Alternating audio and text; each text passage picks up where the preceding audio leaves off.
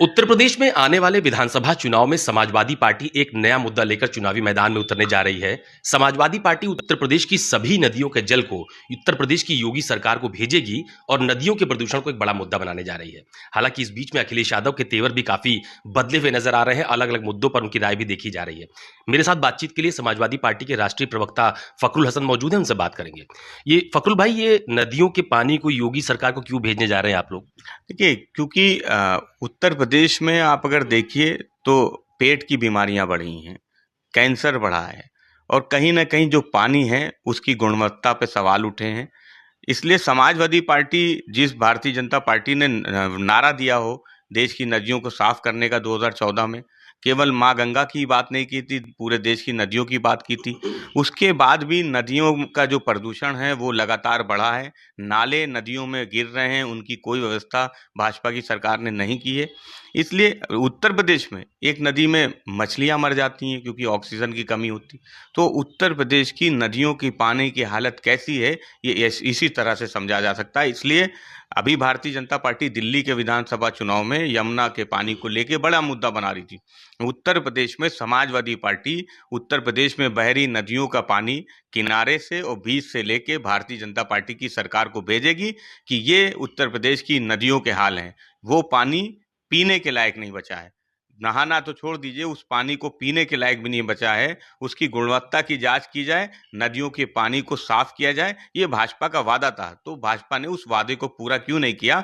Samajwadi party इस मुद्दे को विधानसभा चुनाव में बड़ा मुद्दा बनाने जा रही है, क्योंकि ये लोगों के स्वास्थ्य से जुड़ा हुआ मसला है और हम सब ये कहते हैं कि जल ही जीवन है।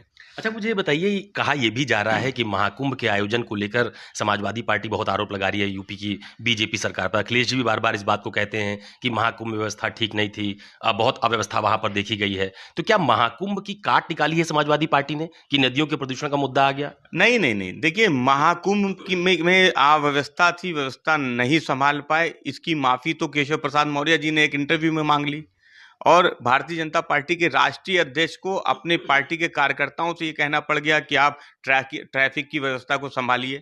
कुंभ में भगदड़ में जिन परिवारों ने अपनों को खोया, उनकी लिस्ट जारी नहीं हुई। तो हमारा ये लोकतांत्रिक अधिकार है, बाबा साहब के संविधान ने ये अधिकार विपक्ष को दिया है कि हम जनता के मुद्दों को उठाएँ। कुंभ पे सवाल नहीं है। भारतीय जनता पार्टी कहती है कि कुंभ में करोड़ों श्रद्धालु आए, उनके नंबर्स भी बताती है। तो क्या ये भाजपा की उपलब्धि है? नहीं हो सकती, क्योंकि अगर मुस्लिम समुदाय के लोग वो हज करने जाते हैं तो कोई प्रिंस को नहीं जानता कि वहाँ का प्रिंस कौन है, वहाँ का राजा कौन है।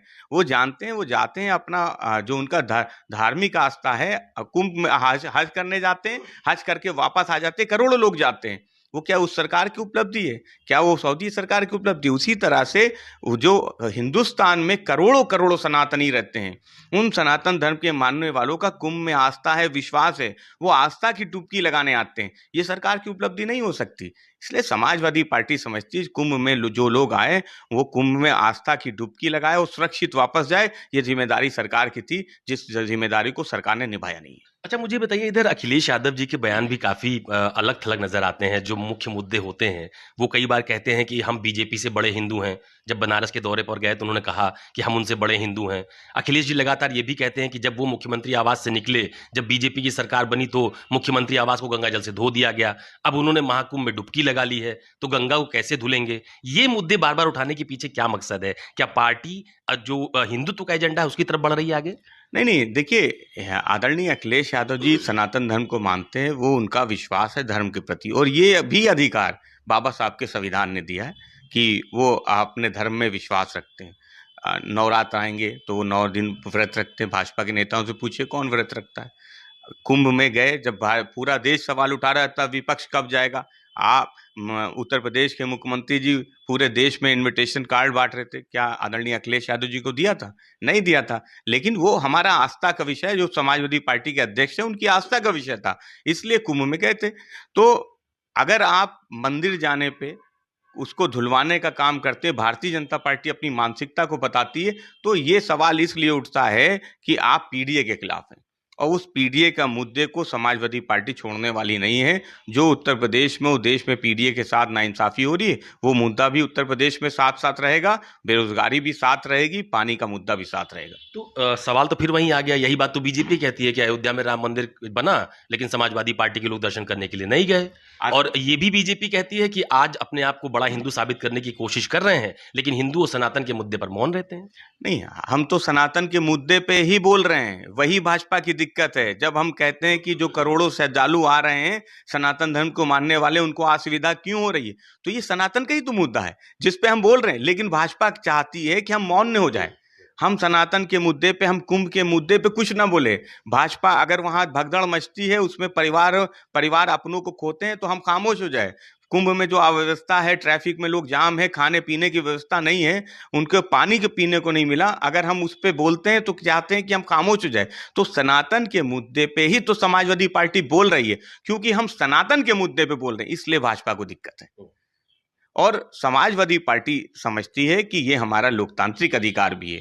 देश में जो करोड़ों करोड़ों सनातनी रहते हैं, उनकी आस्था का विषय है, और उनकी आस्था पे अगर कोई चोट करेगा तो समाजवादी पार्टी लड़ने का काम करेगी। आपके कहने का मतलब ये है कि बीजेपी सारा क्रेडिट खुद लेना चाहती है कि वही सनातनी है, वही हिंदू हैं, वही धर्म को मानने वाले हैं।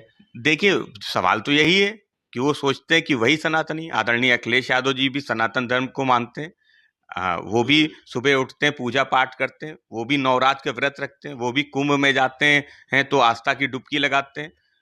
तो सवाल ये है कि हमें किसी से सर्टिफिकेट थोड़ी चाहिए, लेकिन वो निजी आस्था का विषय है, वो पार्टी का राजनीतिक विषय नहीं है। हाँ, हम जब कुंभ पे या सनातन पे सवाल करते हैं कि आप व्यवस्था क्यों नहीं दे पा रहे हैं, तब जो सनातन के लोग कुंभ में जा रहे हैं, क्यों उनको इतना लंबा लंबा पैदल चलना पड़ा, क्यों आप ये नहीं बताते कि जो भगदड़ हुई जिसमें परिवारों ने अपनों को खोया, उनकी सूची कहाँ है? हम पूछते हैं तो हम सनातन विरोधी हैं, कोई कह देता है हम देश विरोधी हैं, हम विदेशी ताकतों से मिले।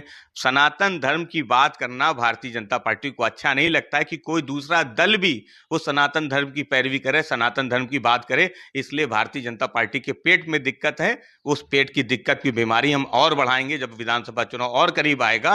और हम जहां आपने अयोध्या की बात की, तो आदरणीय अखिलेश यादव जी ने पहले कहा कि मैं अयोध्या दर्शन करने जरूर जाऊंगा जब मैं बुलाया जाऊंगा, और मैं पूरे परिवार के साथ जाऊंगा। चलिए, बहुत धन्यवाद हमसे बात करने के लिए। समाजवादी पार्टी के राष्ट्रीय प्रवक्ता फखरुल हसन चांद है, जिनका साफ तौर पर यह कहना है कि आने वाले दिनों में जैसे दिल्ली में यमुना के प्रदूषण का मुद्दा बीजेपी ने बहुत प्रमुखता से उठाया था, ठीक उसी तरह से आने वाले विधानसभा चुनाव में उत्तर प्रदेश की तमाम सारी नदियों के प्रदूषण का मुद्दा समाजवादी पार्टी बहुत प्रमुखता से उठाएगी। लेकिन सबसे महत्वपूर्ण बात यह है कि हर नदी के पानी का बोतल में भरकर वो समाजवादी पार्टी उत्तर प्रदेश की योगी सरकार को भेजेगी और ये बताएगी कि कैसे लोगों के स्वास्थ्य के साथ खिलवाड़ किया जा रहा है। लेकिन सबसे महत्वपूर्ण बात यह भी है कि उत्तर प्रदेश में जिस हिंदू और सनातन के मुद्दे पर एक बड़ी बहस छिड़ी हुई है, उसमें समाजवादी पार्टी भी बढ़ चढ़कर सामने आ रही है।